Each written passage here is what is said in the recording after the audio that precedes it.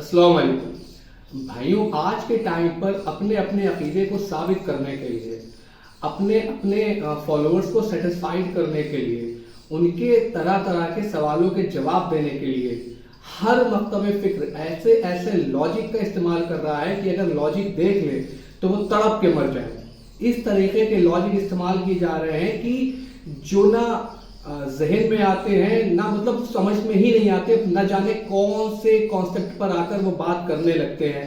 ऐसी ऐसी दलीलें दी जा रही हैं जिनका कुरान और हदीस से दूर दूर तक कोई भी लेना देना नहीं होता। बस किस लिए कि किसी ने सवाल किया क्या ऐसा हो सकता है, तो उसके सवाल का जवाब देने के लिए जो मन में आए, जो भी मन में आए, अपने अकीदे को साबित करने के लिए वो बयान कर दो। तो सबसे पहले आप इन हजरत की इस वीडियो को सुने।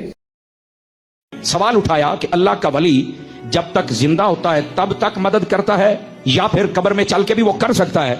तो आपने जो जवाब दिया जरा हौसले वाला बंदा सुने। आप फरमाते हैं वली जब तक जिंदा रहता है वो तब भी मदद करता है, जब कब्र में चला जाए अल्लाह की अता से तब भी करता है, लेकिन दुनिया में रह के वो मदद थोड़ी करता है, कब्र में जाके ज्यादा करता है। मेरे भाइयों, आपने इस वीडियो को सुना जिसके अंदर हजरत कह रहे हैं कि पता नहीं किससे एक बार सवाल हुआ कि जो बुजुर्ग हैं क्या वो कब्र में जाने के बाद भी हमारी मदद कर सकते हैं।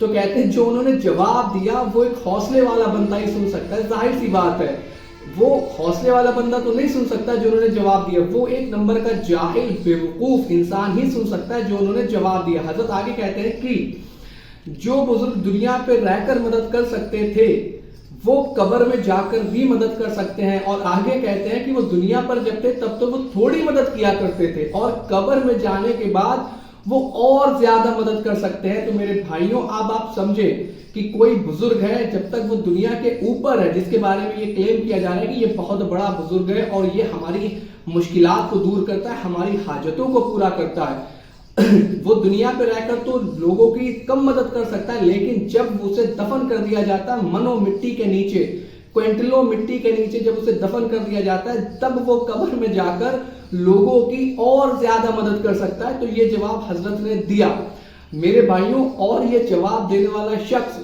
कोई गली मोहल्ले का चलता फिरता घूमता हाफिज आलिम नहीं है, बल्कि ये मुफ्ती है और इनका नाम है मुफ्ती समर अब्बास अत्तारी। अब आप समझे मुफ्तियों का ये हाल है जो इस तरीके की बेहुदा बेढंगी दलील दे रहे हैं जिनका पता ना कुरान के अंदर है ना अहदीस के अंदर है। ऐसी कोई आयत ना तो कुरान के अंदर आई और ना ही अहदीस के अंदर आई है, लेकिन इन्होंने अपने अपने लॉजिक जो है वो बनाने शुरू कर दिए। शुरू क्या कर दिए, लोगों के दिमागों में ड्रिल करना शुरू कर दिया है। जबकि कुरान के अंदर अल्लाह रब्बुल आलमीन इरशाद फरमाता है कि और तुम जिन्हें पुकार रहे हो वो तो तुम्हें क़यामत तक भी जवाब नहीं देने वाले और ना ही वो तुम्हारी पुकार को सुनने वाले हैं। और जब बरोज़ हश्र लोग जमा किए जाएंगे तो वो तुम्हारी परस्ती से इनकार कर देंगे, यानी कि वो इनकार कर देंगे कि बारी ताला हमने इनसे नहीं कहा था कि तुम हमें पुकारना मरने के बाद या हमें मदद के लिए आवाज देना, वो इनकार कर देंगे। कुरान क्लियर कट ये बात कह रहा है, कुरान ही ये इरशाद फरमा रहा है कि और जो लोग कब्रों में हैं तुम उन्हें सुना नहीं सकते, जो लोग कब्रों में तुम उन्हें सुना नहीं सकते। कुरान बिल्कुल वाज़े बिल्कुल स्ट्रेट फॉरवर्ड बात कर रहा है, लेकिन इन्होंने तो अपनी आवाम की अकल को मारना, इन्हें तो अपनी आवाम को बस उनके सवालों के जवाब देना, चाहे ये कैसे भी दे, टेढ़े मेढ़े करके उल जलूल जवाब इन्हें दे देना है।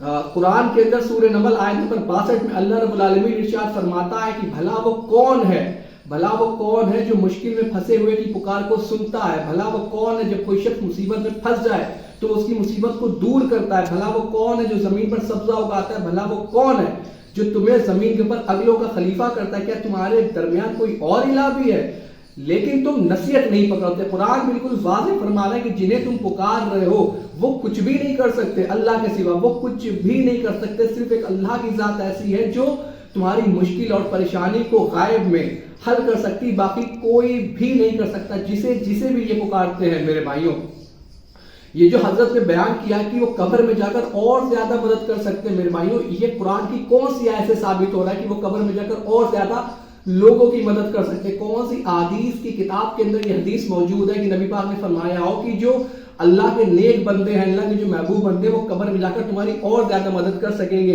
अगर ऐसी कोई आयत या हदीस मौजूद है तो क्या सहाबा को इसका इल्म नहीं था?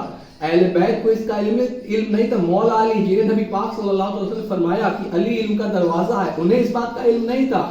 سیدنا ابوبکر صدیق رضی اللہ تعالیٰ عنہ جو آپ کے ساتھ پوری زندگی ساتھ ساتھ رہے, انہیں اس بات کا علم نہیں تھا. اگر ایسا ہوتا تو نبی پاک صلی اللہ علیہ وسلم کے وصال کے بعد ان سے اس طرح سے مدد طلب کی جاتی. جب نبی پاک صلی اللہ علیہ وسلم سے صحابہ نے اس طریقے سے مدد طلب نہیں کی, تو یہ کسے پکارنے کی باتیں کر رہے ہیں میرے بھائیوں؟